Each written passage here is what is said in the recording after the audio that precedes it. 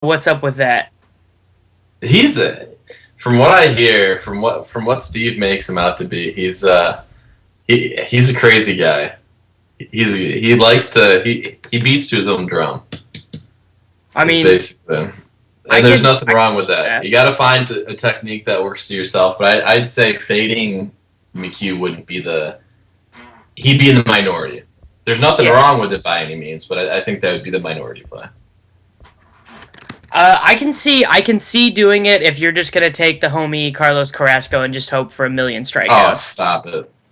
You were all about Carlos Carrasco his last start, I was man. not all about it. I played him. It doesn't mean I'm all about him. Just because I You play a guy doesn't make you me all about him. said that he has one of the best fastballs you have ever seen. You said that as long as the other team is not swinging a good bat, that he's gonna totally be fine. So I Yeah, don't understand why it's so unlike you to put words in my mouth. I've never done You it before. you make all my takes like 10 times hotter than what they actually are. I'll say something, and Dave's dancing on camera. You guys can't see it, but Dave's dancing on camera in his boxer briefs, so that's pretty sexy. But you make my takes like 10 times hotter than what they are. Well, it's because I don't even understand like takes that are mild. Like it's just like truly, I don't even like. I'm like, what? Why would you not make that take as hot as possible? Like I honestly just don't understand. So, I mean that's whatever. But like I really do feel like if you're playing tonight, you probably do need to just do Colin McHugh. Like I know everyone who's ran with the Carlos Carrasco thing for the last two starts has been like, oh yeah, he's so good, striking out so many batters. But this is a dude who couldn't stick in a rotation 6 months Yeah. ago, and there's a reason why. Like, I mean, Odrisamer Despaigne, dude, he had five great starts, and then it just went all downhill so fast. And there's an obvious reason why, and there Well, are reasons why Carrasco hasn't been that great. Well, I mean, there's the thing is there are people who reinvent themselves, or there are starting pitchers who reinvent themselves, and their success is sustainable. Guys like Colin McHugh is one of the guys that he's kind of reinvented himself from a Mm-hmm. below average pitcher, and he looks like he's here to stay. Arrieta, despite the bad start this morning, is another one of those guys. Carlos Carrasco, I don't think I would put on the same level as those guys. But he like with those guys, McHugh junked a bad pitch and started throwing one of his better Hmm. pitches more Yep, often. there's reasons for it. Yeah, Arrieta started throwing his slider all the time. With Carrasco, it's just he's throwing stuff at the same speeds, at the same rates as he always have. He's just generating Ks now. And Exactly. maybe that's always who he was because there were certain peripheral statistics that liked him. Like he got an above average amount of swing and misses on a ton of his pitches, but he wasn't generating above average ground ball rates. So it was just like he was in this weird mix of getting guys to swing out, getting guys to get swinging strikes, but not being able to retire them unless they struck out. So I don't know. Like, and everyone asking who's your second starting pitcher then. Don't They have don't want one. to know. They don't want to know. Oh, It's who Mike is your Minor. second? It's Mike Minor. It's got to be. And that's why you should play college football tonight instead. Exactly. Exactly. If you do not want to roster Mike Minor, play college football. No, I think it is. He has shown, and I wrote this in the Daily Diamond. He has shown signs of kind of turning things around as of late. He's always had an xFIP that has been significantly lower than his ERA this year. I think at this point in time, he's got like a 4.9 ERA, but his xFIP's right around 3.7.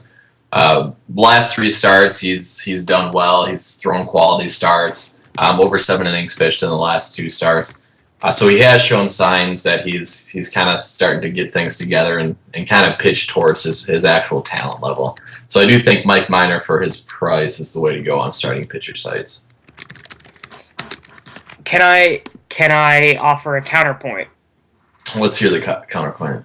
Mike Miner is not very good at throwing baseballs and getting people to not hit them a far ways after he throws them. Yeah, but he's also not as bad as you say, or actually as bad as Steve would say. There you go. And Derek just typed in our Skype chat that no Gaddis tonight in the lineup. That makes Nice a lot more appealing of a play to me, honestly. Yeah. Yeah, I mean, you look at the lineup. I think Nice is an option. I think I ranked him fairly high for. I mean, tonight's a gross starting pitching night, so when I'm ranking Nice as really even an option, then it's not very good. But I think I wrote Nice up towards 8th. I have him actually behind your boy Carlos Carrasco. But I did have. Whoa! How did you just make him my boy? How did you just do that? Because you're all about Carlos Carrasco. I am all not about it. Carlos. No, I am not. I'm most certainly not. You are drunk. No. And this is not acceptable behavior. You roster Carlos Carrasco basically anytime possible. That anytime is you can. I stacked against him the first start when he went Cy Carrasco, and then I used him the second time because you told me to. Well, how did it work the second time? It went okay.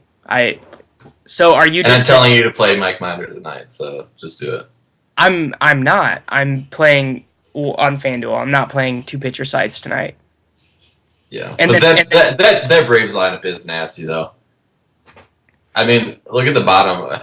Anytime you're replacing Evan Gattis who hasn't actually been hitting well lately, but anytime you're replacing Evan Gattis with Jared Laird, it's gonna not do good things. Gerald Laird is swinging a hot bat. He's got that hitch in his swing. I don't know. I don't know all the baseball terms that Ben. You're trying to pull a Ben. Yeah, I was trying to explain why Gerald. I mean, Ben he doesn't hold his hands back long enough, and the follow through on the swing is just not what it needs to be. His back elbow isn't high enough.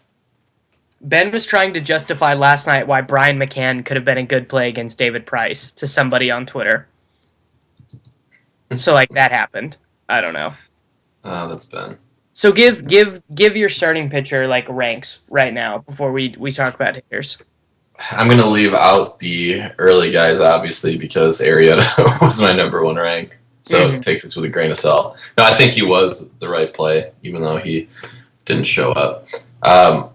But my ranks as I have them, leaving out the early games, I have Colin McHugh, Sonny Gray, Mike Minor, and then basically from there it just gets bad. Mm-hmm. From there, then we're going. I have Jeremy Hellickson, Carlos Carrasco, and Jonathan Nice kind of right there. All right. Just because I think Hellickson, I would say Hellickson would be more of a GPP play. But I think of Hellickson, Carrasco, Nice, he's easily got the highest upside and is actually probably the most talented pitcher of those 3. Well, there you go. There is your hot take of the day from Mr. Total05. Okay, let's talk about hitters, because hitters actually is cool today. There's a lot, if you can just marry yourself to 1 or 2 of these starting pitchers, these hitters are awesome. The Astros went with a ton of lefties / Marlon Gonzalez, who bats switch. The Twins lineup against Guthrie. The Royals lineup. Stupid Nori Aoki. Why is he so frustrating? Speaking of stupid, and you guys will cover this later with college football, but what's up with this tweet saying Mike Davis isn't starting tonight? It appears that Mike Davis is out. Not out, unless you're seeing something different. I'm seeing not starting because he missed too many preseason practices. I just saw Mike Davis is out by Christopher Pacheco from our buddies over at Roto Experts. But maybe he just read that article too quickly. Yeah, I'm guessing you read the article too quickly. So anything else I'm saying is not starting. Yep, so I'll be interested to hear. I'll stop talking about college football because I'm going to leave that to you and Jordan. But I'll be interested to hear Jordan's take on that. Okay. And Victor Page is coming in our chat saying he's only going to miss 1 series. So obviously, if that's the case, it's really not that big of a deal. But we'll wait and see. Okay. All right. Well, let's do hitters right now. If I told you that you could just stack 1 team, which one would it be? Just say in a theoretical world where you were Mike Leone and you just wanted to stack 1 team. You go first. The Royals, dude. Against Mione, bro. Mione can't throw the ball. They just don't have desirable guys to roster against left-handed pitching. That's the thing. Is that this lineup is trash stupid Yeah. Nori Aoki, Alex Gordon batting third instead of fifth. I mean, if you're doing it, you're going Butler, Perez, Willingham, Kane. Those are your dudes. Yeah, yeah. I mean, that's the thing I wrote in today's article again is that I had to in the two to trash section. I said, I mean, it's between Danks, Mion, and Guthrie. Yeah, I actually really like. I bet you can guess who I like from Minnesota. Danny Santana or Yeah, Kenny Vargas, both of them. or as you would say, Kenny's Vargas. Yeah, I also do like the Stackstros a lot. Obviously. Well, obviously, yeah. But no, yeah, I think the ones I listed out of those three is I said Twins would probably be my top stack just because you really don't want Cleveland against left-handed pitching, and you don't want Kansas City batters against left-handed pitching. So it's basically. But Willingham, though. Yeah. That is my counterpoint to that. Is but Willingham. I'll let you win that argument because I really have no comeback to that one other than just a facepalm. Yeah. Okay. Let's just do positions. I mean, just looking at values, Kurt Suzuki is the best catcher, batting third against Jeremy Guthrie for the minimum on FanDuel. Yeah. Yeah. I just saw that. Jason Castro against Tepish as well is pretty nice. I will say Sal Perez is, even though I don't like a lot of the Royals bat in combination together, I will say Perez is probably a better play for me than Castro. You like Sal Perez more than Castro? Yeah. Bruh, Tepish is so bad, though. Tepish, I feel like Tepish and Tommy and Malone really aren't, I mean, they're not good, so don't get me wrong. They're obviously not having good seasons. I think their skill set is better than what their seasons have been. So with guys like that and guys that are young, I am a little hesitant to do full stacks again. So I guess that's another reason why I'd be a little hesitant to go full stack Stros or full Kansas. But of the two, I'd rather take Perez over Castro. I would go full Stackstros tonight because they actually have something resembling a major league lineup tonight against Tepish, whereas normally like the bottom half of their order is like made up of like an island of misfit toys like Matt Dominguez and like crap like that. But yeah, I mean when you have Marwin Gonzalez leading off, it's definitely a lineup right there. Pretty sure Marwin Gonzalez. Actually, I know for a fact Marwin Gonzalez hit a home run off Carlos Carrasco in his last start. So that's cool. Anecdotally, like, you can't beat that anecdote. I mean, I should just stop. I don't understand. I mean, I don't know what else to say. You had me at a loss for words. I mean, his 119 ISO and 293 WOBA, I just love those. It screams must play. Yeah, it really does. Okay. All right. You're a jerk, dude. Let's go out through the rest of the middle infield. I mean, second base, Altuve or Zobrist? Zobrist. Yeah, I mean, he has the better underlying skill set in Derek's projection system, but tonight Altuve has a higher projected score due to the matchup. So it's honestly about as much of a coin flip as you can get. I agree with that. Speaking middle infield, I mean, didn't pay off last night. I actually rostered him last night. Still minimum price on Elite. Jose Ramirez, anybody? Batting second against John Danks. Sure. Why not, dude? Exactly. It's a why not play. I mean, you're not looking for power there. You're not expecting him to hit one out, even though Cellular's a hitter's park. But for minimum price, you can't really go wrong.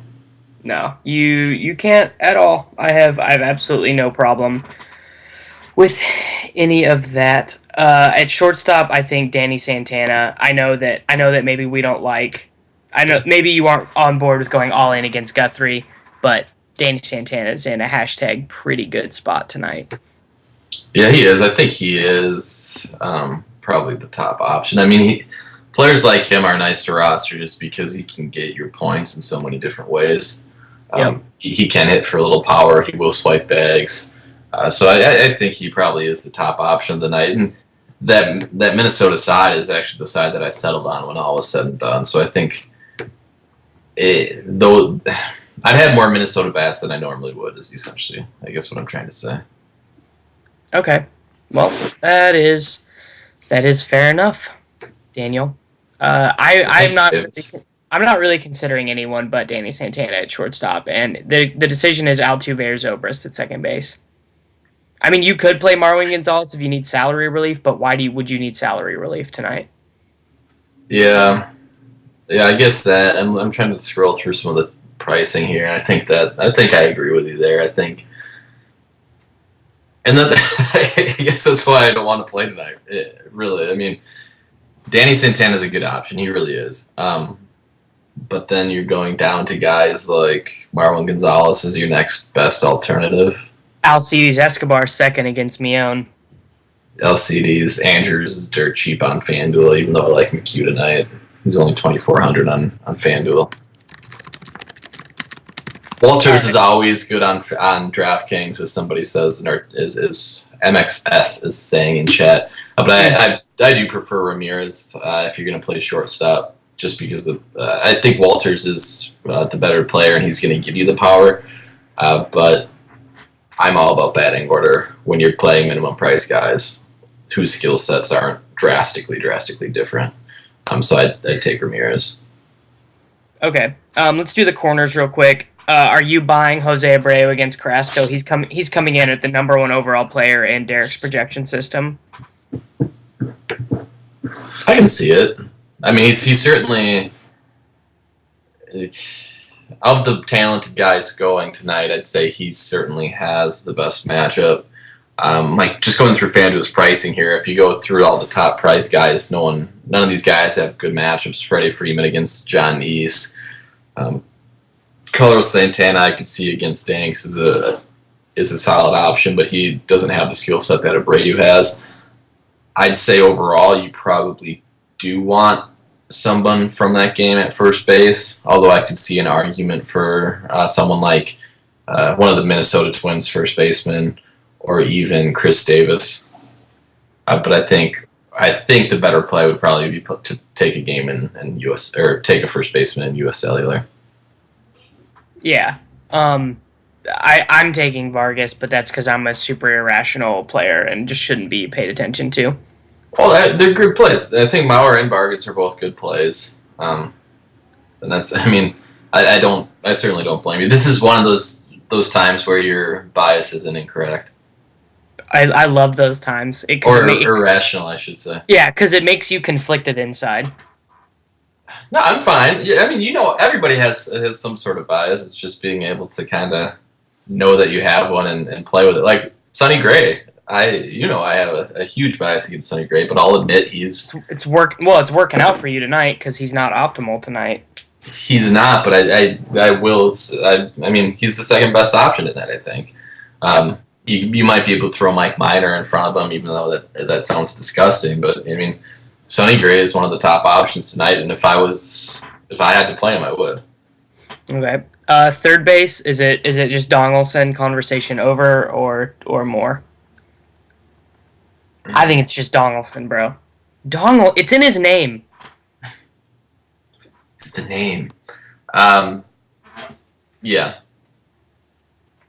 I'll agree with you there. Donaldson, not even, and it's done. We have guys in our Skype chat trying to say, or like Steve's trying to say, should we play David Wright? I'm not touching that. No, David Wright is trash and is hurt at the same time. He's a hurt piece of trash. He is. Gindy mentions Chris Johnson. I think he is certainly a cheap option. I don't have a problem with that if you're looking to save at the position, but I do think Donaldson's far and away the top option. Agreed. So let's just do outfield, man. I'll give you guys my FanDuel outfield. It's Coco Crisp, Chris Carter, Josh Willingham, Finn. Although I can see an argument for playing Justin Upton instead of Willingham and downgrading somewhere else, though. Yeah. Don't play Willingham, man. Don't play Willingham? Don't do it. Okay, tell me who to replace him with. You want better plays than Willingham. Willingham's not an optimal play tonight. Dude, Revenge game against his old team, bro. I mean, fine, you win. How does it get? How does I think either Jones or Cruz are better plays on FanDuel for the prices over Willingham. I think you're looking at guys that are at a point in the career where they're better skilled than Willingham in a better park. They're not swinging a hot bat, though. They aren't. They're not. Cruz and Jones are not locked in. They got dominated on last night. They're not waiting back long enough on the fastballs that are coming. That's what it is. They're not turning. They're not turning their shoulders towards the right. That's a thing. Yep. Totally. That is. Yeah. That's totally. But no, those guys are better options in my opinion. Both of the Baltimore guys, even though I think Hellickson's definitely a more skilled pitcher than Tommy Malone, but once you take Park into consideration, the skill set of the hitters, I think Jones and Cruz are both better options for price than Willingham. I mean, him and Cruz are the same price. Yo, but Jeremy Hellickson's pretty good, right? And he throws. Yeah. He throws hard. Like I said, I think he might be really the most talented guy skill-wise going of the night. I really do think that. I think he's probably got the most upside, not just tonight, but career-wise talking. Oh, well, that's just because you hate Sonny Gray. Yeah. I mean, if I'm being unbiased, I guess we could probably say Sonny Gray is definitely the most talented guy tonight, but still. Yeah. Let me see this. I guess no, he's not going to be in the lineup. Who? I forgot it was lefty. My boy Sam Fold went yard last night, so I was hoping for another right-handed pitcher. You would love Sam Fold. You know what? He just does his job. He takes a walk. He'll swipe a bag. He'll hit a double if you need one. He'll hit a home run last night if you need one. He's Nori Aoki of the Athletics, is who he is. Heck yeah.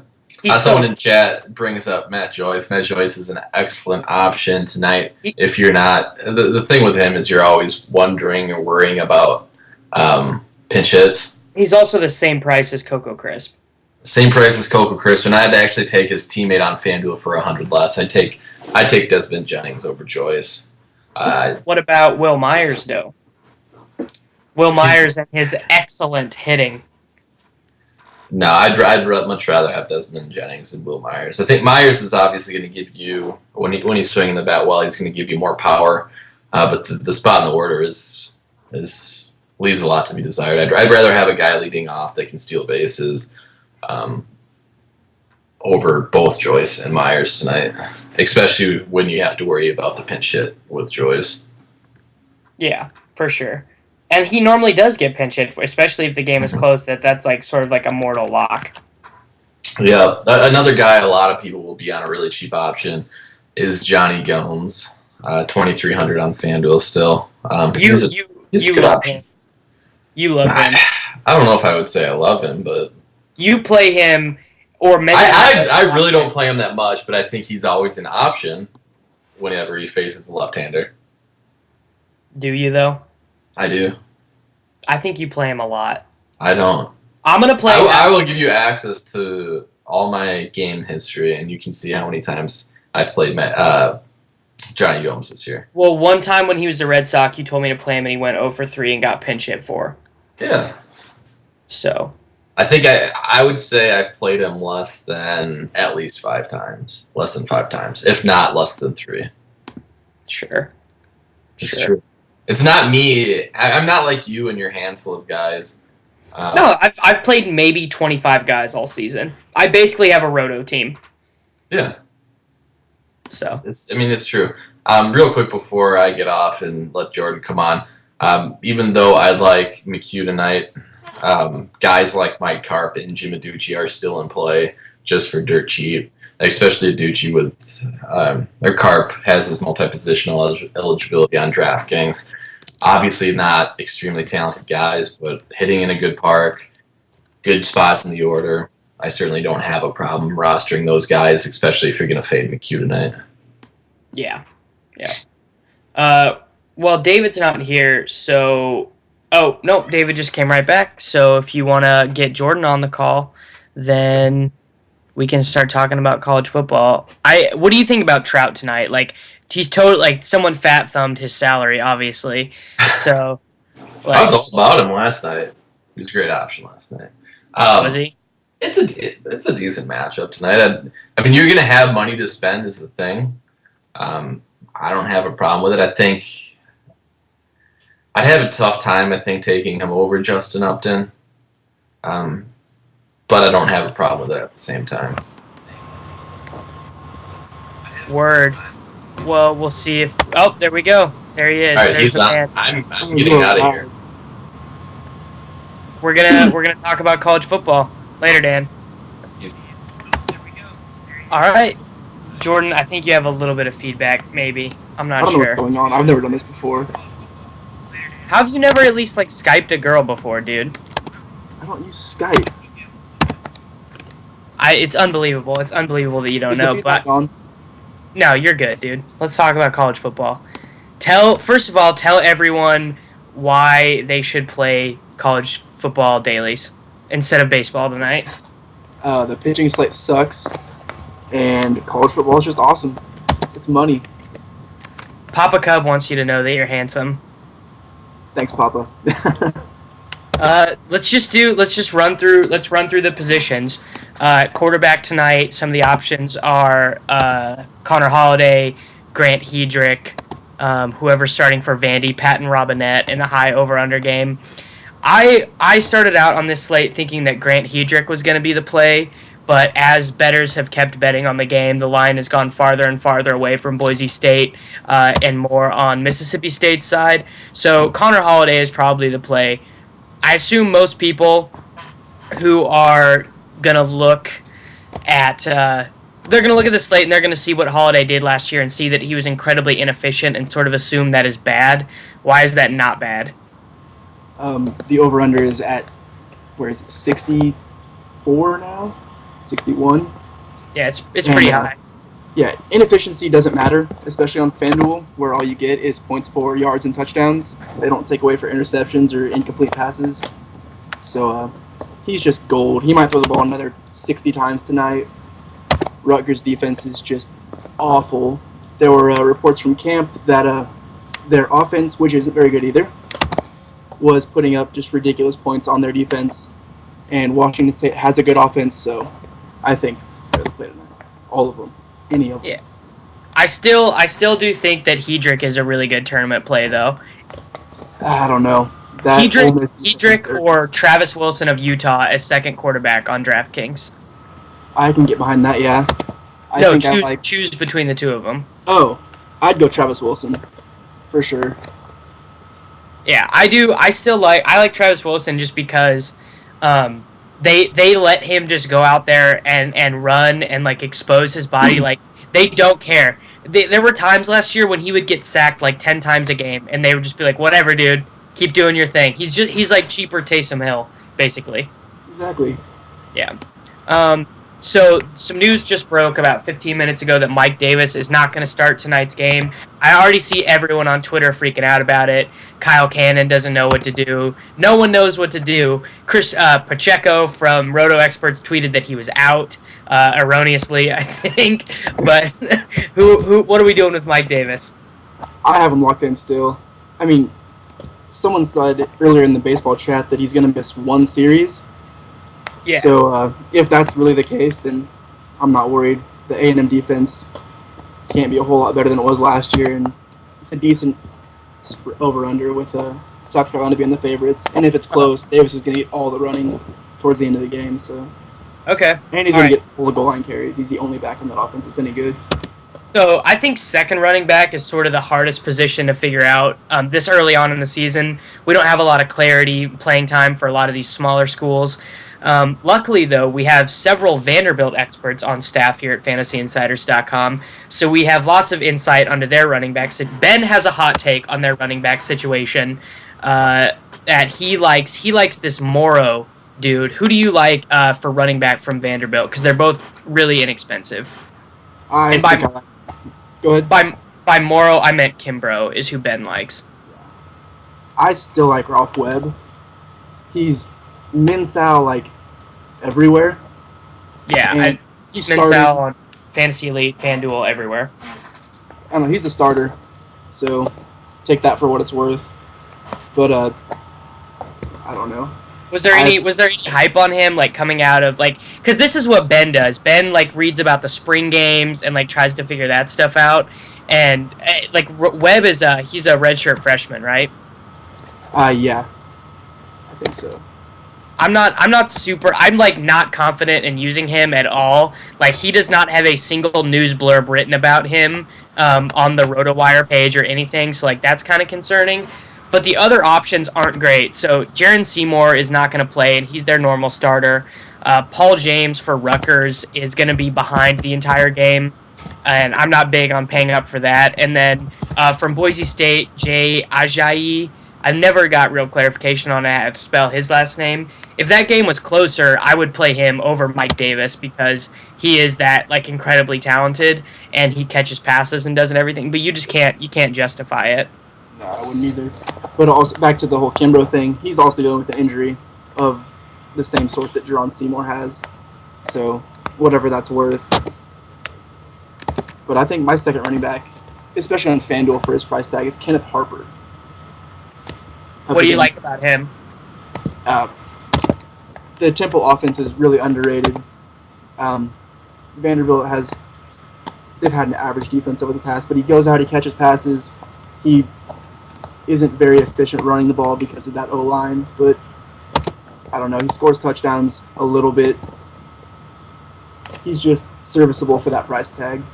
Yeah, and that's, like, a lot of the times in college football, you're going to get those guys who they're the only option their team has. Like, we did it last year several times with whoever was starting at running back for Cal. Like, it's a terrible, terrible team, but someone has to touch the ball at some point. I don't think the opening weekend is a situation where you need to talk yourself in there, because we do have some clarity, especially on wide receivers, and if this is something a little bit different about college football dailies than you're going to see in NFL dailies. I actually think it makes a lot of sense to spend on wide receiver in college football a majority of the time, because you can normally find a second running back who has a reasonable chance at production for a minimum salary, whereas the guys who post the video game stats in college football cost an appropriate amount of money. So let's transition to wide receiver real quick. Number one option, Laquan Treadwell.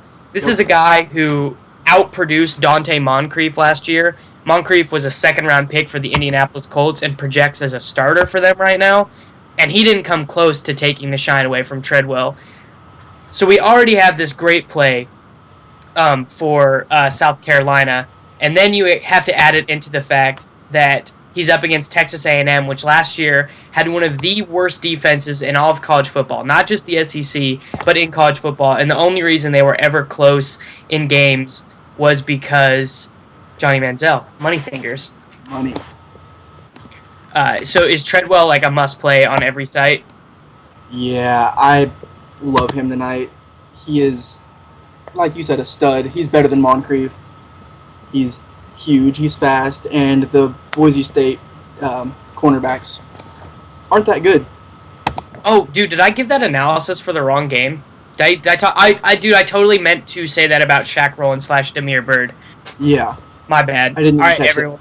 Yeah, welcome to the Hot Take Factory. Yeah, so I did totally give that wrong. Mississippi State against Boise. Not South. I'm an idiot. So, point being, Boise State is obviously a worse defense because they're a Mountain West team, and that's just what they do. Like, the Lioness says it, and I talked to some college football bettors last night, and they were like, because I wanted to talk to them about Hedrick and Matt Miller, and all of them were like, no, actually, Boise State's going to get crushed. And I think a big reason why is obviously going to be Laquan Treadwell, because Mississippi State doesn't have much of a run game at all, but they're favored by a ton. Yeah, well, the over-under went from 56, what I saw, I don't know if it was last night or a couple nights ago, but it's down to 52, and Mississippi's up, or they're favored by 10, so, yeah, I think Treadwell's a nice play. I think if you look at it from the other side, even though the Ole Miss defense is going to be pretty good, playing from behind that Boise State offense, even though I think they're going to get destroyed, I like that offense, especially Matt Miller. Yeah, some people are gonna want to take like Matt Miller or Shane Williams-Rhodes. I think Williams-Rhodes on DraftKings for 3,900 is a really good value, because that's like possession, like that's like a small possession wide receiver who'll never score touchdowns price. But in good games, Shane Williams-Rhodes is actually almost always a really good play. But if you're considering one of them in your cash game lineups on FanDuel, the only one that you really want to be looking at is Miller. I still wouldn't do it. I would rather spend up on running back and take Treadwell and then go a little bit cheaper on wide receiver, because I think there are some really good wide receiver options. Choose between Damiere Byrd or Shaq Rowland. We actually had this conversation earlier, but I am on Byrd for the simple fact that he's going to catch more passes, especially on DraftKings, because I think it's PPR. Yeah, it's full PPR for college football.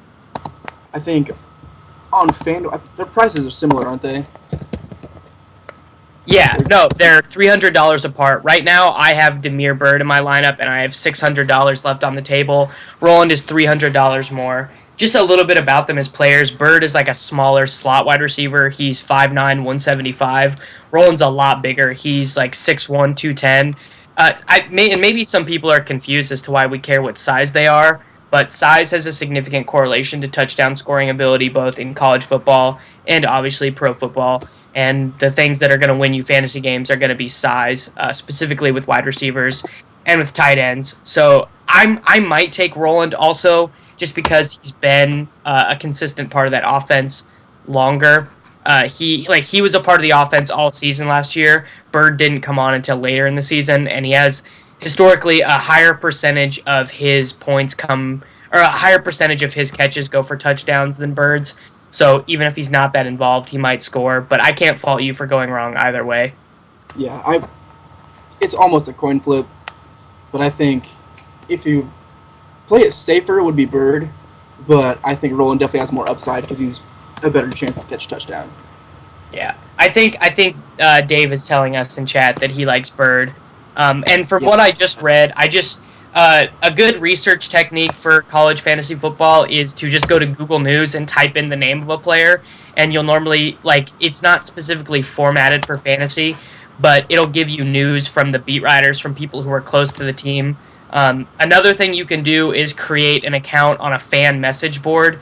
Like, college football fans are super, super plugged into their teams, and they care a lot about their teams, like almost even more so than NFL teams, and you can get updates that way. For example, last year I created an account on the Air Force Rivals message board so I could figure out who was going to replace their lead running back. So that's like a good thing to do all the time. All right, so tight end. Sort of explain what to do with tight end in general in college fantasy football, and then explain Tyler Kroft tonight. Yeah, I wrote up a little blurb in my article about it for those of you who have the premium access. But tight end is usually, you want to punt it. Play the cheapest guy who has a good chance for a touchdown. Like, just pick a high over-under game and find a team that has one tight end who goes out and does at least catches one or two balls a game. But tonight, since we don't really know what's going on at tight end in the college football world, I am playing Tyler Kroft, especially with all the other value options out there. He's a huge part of the Rutgers passing game. Washington State is not good on defense. I don't know what if they're going to have a linebacker, defensive back guarding him, whatever they do. They're not going to stop Kroft if he really is what they have talked him up to be as a major part of their passing game. Instead, they have a bigger role for him this year, so hopefully that's true.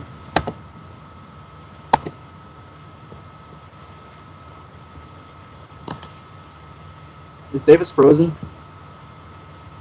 Yep, he's gone. All right. Well, other than Tyler Kroft, I'll give you a couple more options here at tight end. For punt option, you have... Doesn't look there's a whole lot, really. Evan Ingram is another option if you want to pay for it. He's $4,100 on FanDuel. I'm not sure of his tag on DraftKings. But if you want to target more of those small Boise State defenders, or Rory Anderson could be a nice top off to a stack. He's the South Carolina tight end. Let me. Why does David keep telling me about Steven Shu? Like, who is that? I have no idea who that is. David has been pimping this dude all. So I can only imagine that he plays for Vanderbilt. Yes, he does. David. Yeah. So David's been all over the message boards. He thinks he knows. I will say this: David is actually a very good CFB DFS player, and he'll tout way more in college football than he will for any other sport, because just sort of out of necessity, but also because he actually really cares about Vanderbilt and watches a ton of the games in a way that just as a fan, it's easier to give hot takes because it's easier to not care if you're wrong. So tell me about Steven Shu. I don't really know a whole lot about him, but looking at his game logs from last year, it looks like he'll go out and catch a few passes, maybe a couple touchdowns last year. Yeah, hopefully he's gotten better. Someone in chat asked us who besides Treadwell are the top wide receivers. If you're playing on DraftKings, it'll be Jalen Strong will be the other guy that you're considering, and also he's not priced like it, and I don't know why, but Jalen Fitzpatrick was like a #1 wide receiver option for all of last season, and he's 3,700.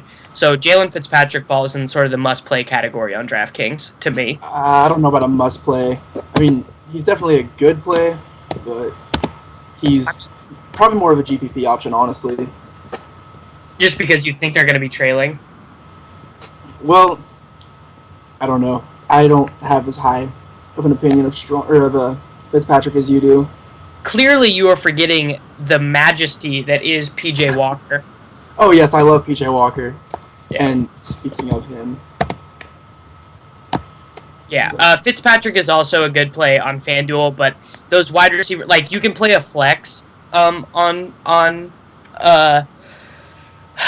DraftKings. Sorry, guys, and that creates an extra slot because there aren't that many running backs you want to play on this slate. Like the running backs that I'm looking at on FanDuel are Ralph Webb and Mike Davis. On DraftKings, it expands a little bit. You can play Jay Ajayi there because he's a little bit cheaper, and also you can play David Cobb there. Minnesota it's a huge favorite over Eastern Crapville. I don't even know what team it is. And Cobb is like a straight up workhorse. I got another running back play for you on DraftKings. DJ Foster. That Arizona. What's the line up to now? For Arizona. It was in the 60s, I believe. Yeah, it's a 67-point over/under, and they're favored by 46 points. I know that will scare some people off, but last year, again, don't weigh too much into last year's stats, even though I'm referencing them constantly. The Arizona State played Sacramento State in the first game, and they won 55-0, and almost all of that damage was done by their starters. So I don't see why this year would be any different. Yeah, and I was a good way to do some research is just to go read NFL draft guys like Josh Norris at Roto World, Matt Waldman at Football Guys, just to sort of get an idea as to what players are expected to do well to get some default rankings for them. And DJ Foster, by whoever... Oh, Mel Kiper Jr. has DJ Foster as his #1 running back. Now, Mel Kiper... let's take that with an enormous grain of salt because he's still Mel Kiper Jr. and, LOL, Mel Kiper Jr. But that gives you an expectation as to where he's expected to perform at in the NFL draft. So I definitely like Foster on DraftKings tonight. Yeah, I'll take any of the Arizona State guys. I think I actually have... Yeah, I have Kelly Foster and Strong all in my cash lineup right now. So I'm expecting. Look at you! Aren't you just so special? I am. Isn't Taylor Kelly kind of trash though? No, Taylor Kelly's a stud. The top QB for DraftKings is still Holiday. The second would be between Kelly, Travis Wilson, and Hedrick. Bo Wallace's price on DraftKings actually isn't bad at all. He's only 6,300 there. He's the one who's suspended. No, right? That's Nick Marshall. Nick Marshall. They're the same person. We went over this yesterday. Yeah. Well, no, PJ Walker is only 5,100 on DraftKings, and that could make a really nice GPP play. Yeah, I wouldn't trust him for cash games, but he could just go off. yeah, that's totally fair. I mean, I think the way to go is to get both Laquan Treadwell and Jalen Strong in your lineup, and just sort of maybe work from there. Also, Gabe Marks is out, so if he's in your lineup right now, do not He's use out for sure. a highly questionable. Do you like Leonte Carew? Are you about that life? Yeah, I can see that. I think I'd rather have Croft. I was thinking about that earlier. I'm not for sure. I would rather play Croft because the team has the expectation that Tyler Croft is going to be a big part of their offense. Yeah. Like he's on the Mackey Award finalist list or whatever. So like that's obviously a big thing. Someone just asked who was out. Gabe Marks. If he's not been declared out, he's like super questionable. He's been hurt for what, like 2 weeks now. They are talking about possibly redshirting him, but Mike Leach will not give any information out. Someone just asked about a player I don't even know. Seals Jones for A&M. Okay, I'm pause for 1 second. I just did a Gabe Marks Twitter search, and there are people tweeting that they're seeing him on campus. So yeah, I guess he's not playing tonight. Yeah, so Gabe Marks out tonight. Someone just asked about Ricky Seals Jones. I mean, at best, he's got to be like their third option, right? Yeah, I don't want. Kennedy is already there. I don't want to target that South Carolina defense. They're good. Best second running back option on FanDuel behind Mike Davis. I mean, if you want, well, just just say you're fading Mike Davis and you have to choose between Paul James or Jay Ajay. Oh, I'd go Paul James. I think I might go Ajay whatever because I believe he gets like 30 touches a game when it's close. Yeah, that's true. I just to be clear though, I do not recommend fading Mike Davis though. I do not think that is super optimal. Did we talk about Jordan Cunningham, Paul? No, we did not. I think you should. David will have a take on Jordan Cunningham as well, but you give your Jordan Cunningham take. He gave the. Yeah. He's supposed to be the replacement for Jordan Matthews and Jonathan Krause. I was looking at him from last year when they were in the offense, and he really didn't do a whole lot. But I guess the team has some high expectations for him, from what I've read. He's really cheap. What is he on DraftKings? 3,800. Yeah. So he's just dirt cheap there. FanDuel is 47, which is still easily doable. Mm-hmm. Would you go with someone like Shane Williams-Rhodes, who's like for sure going to be a part of the game plan, or would you go with your homie Cunningham? I'm going Cunningham, and our new colleague, I guess, Zach Toe, has him as the #1 wide receiver for Vanderbilt, so he knows what he's doing. All right, well, I'm gonna trust you with that. I just put him in my lineup, so you just made a decision for me. So if things go bad tonight, blame me. It's gonna be your fault for sure. Okay, well, lineups lock in like 5 minutes, dude. So just ask questions in chat. Best wide receiver outside of Strong, Treadwell, and Anderson. I'm gonna go Damiere Byrd. I'm gonna go Vince Mayle. I want a lot of that Washington State offense. Washington's okay. Yeah, I can see some Vince Mayle. Mayle is huge too. Yes. He's like a giant. So I have no problem with that. I don't know. Like I think a lot of the problem is with these second tier options is we don't know yet. We don't know who is top option between Damiere Byrd and Shaq Rowland. We don't know. I guess we also don't know about the whole Washington State offense because they have Christoph Williams and Dom Williams, who also caught a lot of passes and a few touchdowns. Yeah, but I mean, at the end of the day, like You do want guys in an offense that are projected to score a lot of points, and that's sort of what we've given you here. Like over unders are your best friend in this sport. There are a lot of different ways that you can go, but what you like honestly, my evaluation system here is pretty simple. You just find the highest over under, and then you find the players who have the highest market share of touches in that offense. So the highest percentage players and the highest percentage score or the highest scoring offense, those are the guys you want.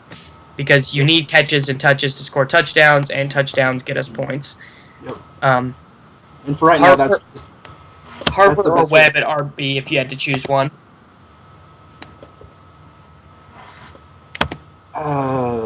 You do have to choose one. Yeah, I know.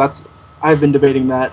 I have Harper in right now, just because I really don't want to leave $1,500 on the table on FanDuel, and I think I have them both on DraftKings actually. David, just give me a yeah wave or a nah wave on Webb. Thumbs up, David Kitchen. Our Vanderbilt home slice is all about that life. I've never done a show with lineups locking before. This is like terrible. My lineups are probably going to be trash. Honestly. To be honest.